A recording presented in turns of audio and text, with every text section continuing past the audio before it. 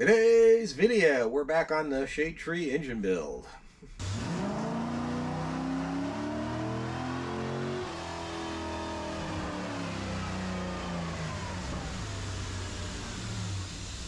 Hello, my name's Eugene Tordo, and this is ET Garage. If you haven't been following, I've been doing a Shade Tree engine build on this small block Chevy 350 Vortec. Came out of, I believe, a 96 or 7 pickup truck. Picked up some time ago. I will leave a link to the playlist down below somewhere.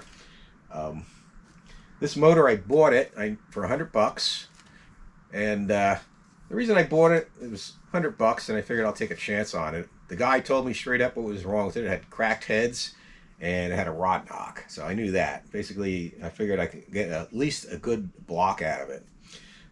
Anyway, I tore it down, made a couple of videos on it and what I found, and then it sat, and I didn't know what I was going to do with it. I didn't want to put it in the vet. It's just a 2-bolt main block. There's nothing wrong with that. The factory original block in this was 2-bolt main. I had no idea what I was going to do with it, and I decided, well, I had these heads from another build, which are still good, more or less. I'll go over that in a minute.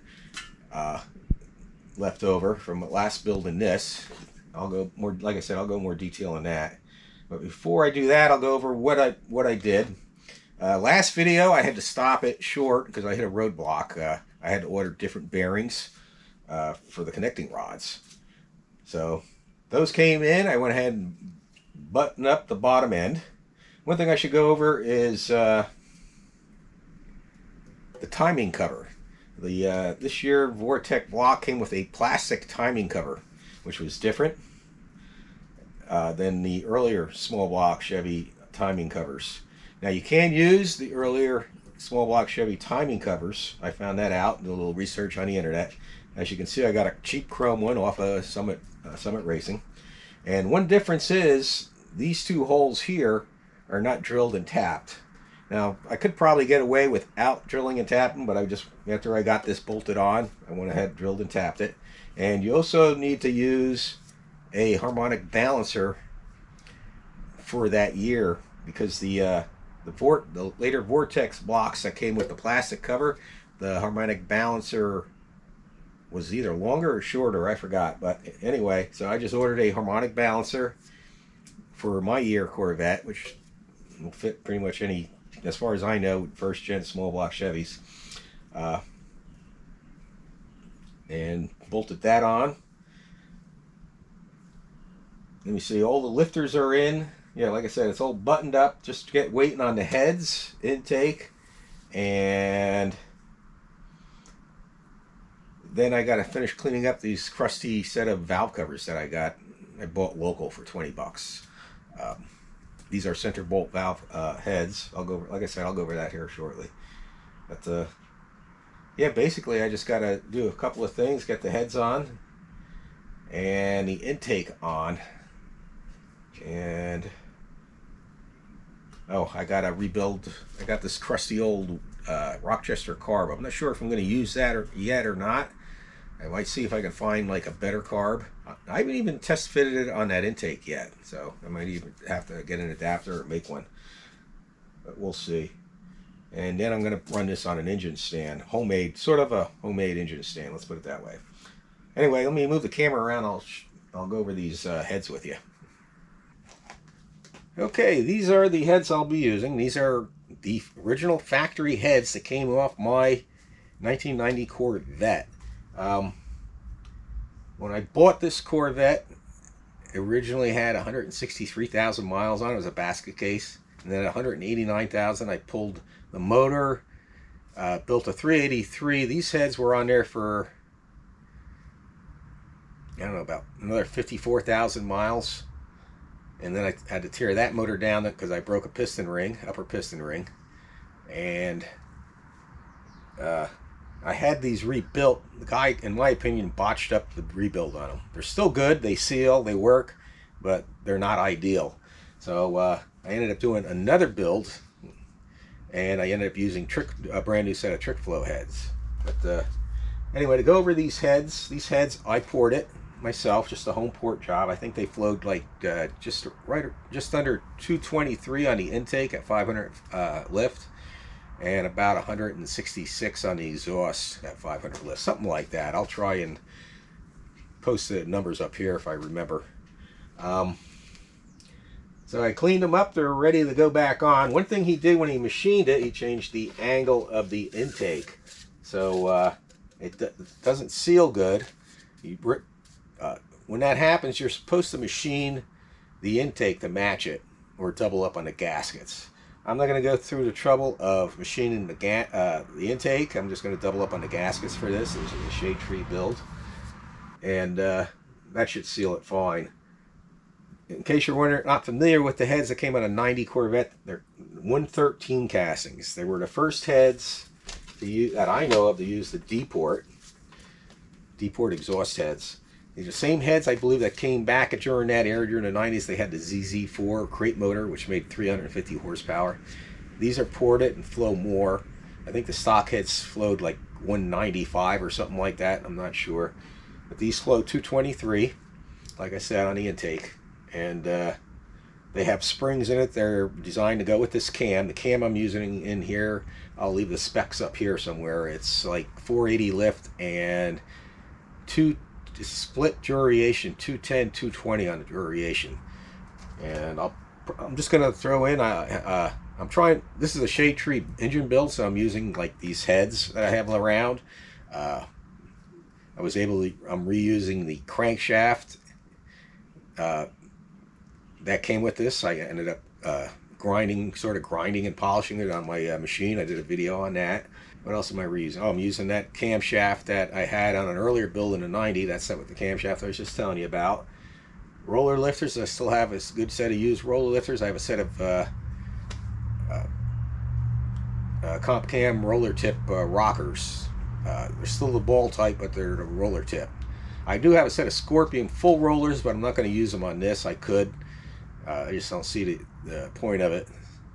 I figure this engine should make, according to Virtual Dyno, the app on my phone, my cell phone, should make like 362 horsepower and 400 foot-pounds of torque. That's, whether it will or won't, I don't know. I don't know if I'll ever put this on a dyno to find out. It does have the appropriate springs for that cam. And these have opened up to, like the original chambers were 58.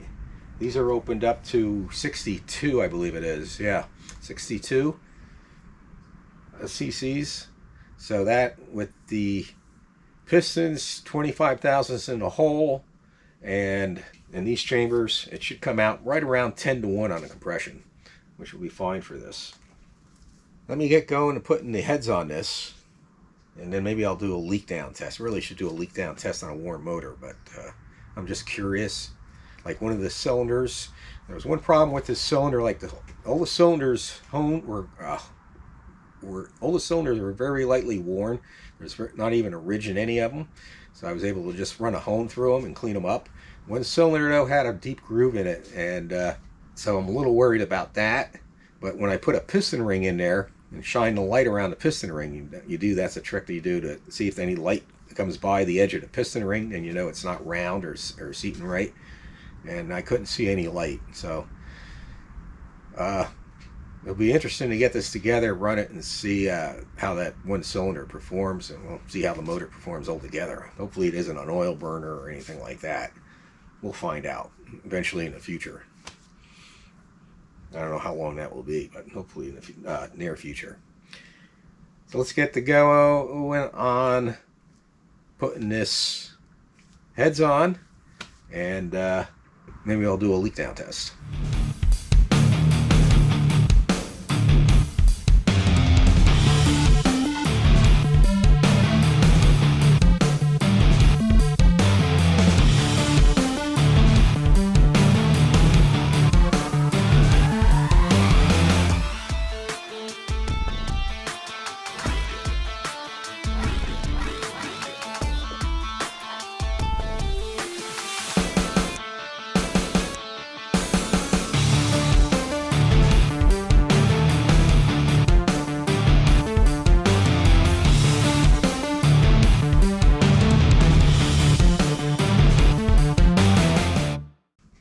First cylinder head is on.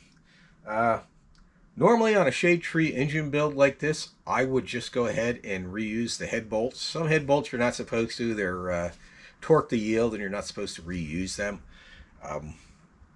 The reason I ended up buying new ones for this, because this engine wasn't complete. It was missing some of its head bolts. It was missing almost all of its oil pan bolts. And it was missing, of course, the timing chain cover and its bolts, stuff like that, harmonic dampener. So those things I had to get, and I just popped for brand new bolts. These are just OEM replacement head bolts, got from Summit. They already come with the thread sealer. You need to use thread sealer because these are not blind holes. Actually, the top ones are blind, but I still use thread sealer in them anyway. I actually don't like having this pre-thread sealer. I feel it affects the torque, and I still go ahead and use thread sealant on it. In this case, I'm using Permatex thread sealant with PTFE. Normally, like that engine that's in the Corvette that's in there now, normally I just go ahead and use Permatex number 2. So, you know, personal preference type of thing. Let me see. On the heads of the bolt, you don't need sealant. You use grease. This way it reduces the friction of torquing them down. In this case, I got ARP grease for the heads, and thread sealant on the threads to seal that from coolant leaks. I'm just following this torque sequence, and you torque them in increments. Like I started, I think, with like 15, then I did 40, and then I worked up a little bit higher, but just by feel, and then went to the full 65 foot-pounds. I ended up having the problem with my big torque wrench, which is the one I prefer, is it don't go down to like 10 foot-pounds, 10 or 15 foot-pounds. Yep, there goes the air compressor. I have a smaller one that does, so I was lucky there. So anyway, let me change the battery because it's about to go dead, and then we'll get the second hit on, and then we'll do a leak down test.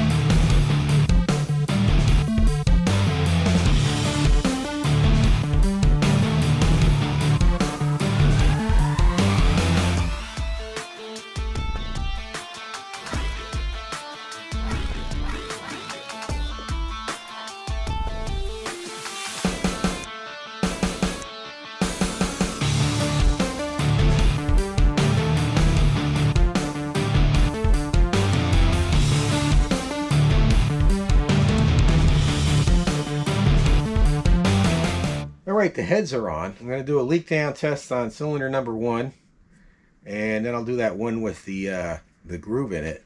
I do not expect this to be a good reading because, one, this engine hasn't been broken in yet and it's not warmed up. When you warm an engine up, it doesn't just expand the pistons, which help it seal better. It also helps expand the piston rings, which closes up the piston ring gap. That's the reason you have a gap in a piston, is allow for that expansion. This is a cold engine. It's like 55, maybe 60 degrees in here today. So let's hook it up and see what we got. Yep, if I can. Okay. I am at about 50% or moderate. Now that's not a good reading for a fresh built engine, but I'm not sure what the reading would be. Like, say, when it's warmed up, how much of a difference that makes. And this, like I said, this isn't broken in. The rings haven't been seated in yet. You can hear the air isn't coming from, it's not coming from the exhaust, not coming from the intake. You can tell it's going past the pistons. So let's go on to that one cylinder. That is, that has that groove in it, and see if we get the same reading. All right, checking that cylinder with the groove in it. And believe it or not, it's just slightly better. It's almost the same, but it's just like a, instead of being 50% or moderate, it's like 48 or something like that. Once I get this broken in on an engine stand and warmed up, maybe I'll stick the leak down tester and see what we get then. Hopefully it's a lot less than what it is now. So we'll find out. I don't think I'm going to go ahead and bother and check the rest of them. If the engine cold, it's kind of pointless. I just wanted to see if there was any difference between that one with the groove and one with no groove. So that's pretty good. Let me go disconnect this and we'll end the video. Alright, let's end the video here. I still got to put the push rods on, the rocker arms on, and I just a moment ago test fitted the intake I'm using because I want to see how much difference in angle there was between the surface of the these heads and that intake, and I'm going to have to test fit another intake I have because there was no difference. So it's possible that intake was machined in the past, which will work out great. It means I don't have to double up the gaskets. But I'm going to do that in another video. Right now I want to take a coffee break, edit, and upload this video. And if anyone was wondering what this is your oil priming tool. I could dump the oil in right now and hook up a gauge and prime the system and dump oil in it and do that. I'll wait till I get the push rods and rocker arms on. But like I said, I'm going to end the video here. I hope that was informative. Anyone out there who builds engines for a living, let me know what kind of leak down tests you get on a motor that hasn't been broken in or seated yet. I'd like to know. That's a good question.